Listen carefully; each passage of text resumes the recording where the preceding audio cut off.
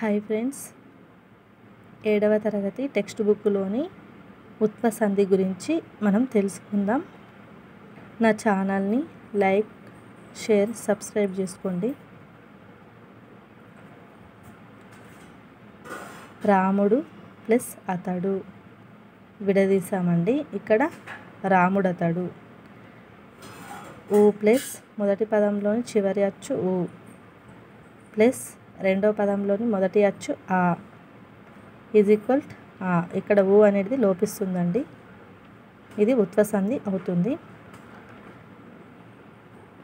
మొదటి పదంలోని చివరి అచ్చు ఊ రెండో పదంలోని మొదటి అచ్చుతో కలిసినప్పుడు మొదటి పదంలోని అచ్చు ఊ లోపిస్తుంది.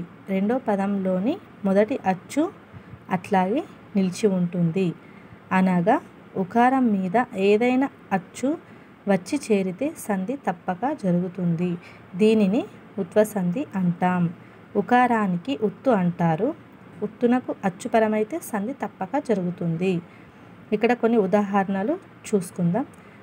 చెట్టు ప్లస్ ఎక్కి విడదీసాం. ఇట్లా ఇక్కడ కలిపినాం. చెట్టెక్కి అంటే మొదటి పదంలోని చెట్టు ఊ వచ్చింది కదండి. ఊ ప్లస్ రెండో పదంలోని మొదటి అచ్చు ఏ. ఇక్కడ ఊ లోపించింది, ఏ వచ్చింది. మొత్తం కలిపిస్తే చెట్టెక్కి. ఇది ఉత్వ సంధి అవుతుందండి. కింద కూడా సేమ్ అలాగే విడదీసాం. ఇది మొత్తం టెక్స్ట్ బుక్లోని సమాచారం అండి. 7వ తరగతి టెక్స్ట్ బుక్లోని సమాచారం.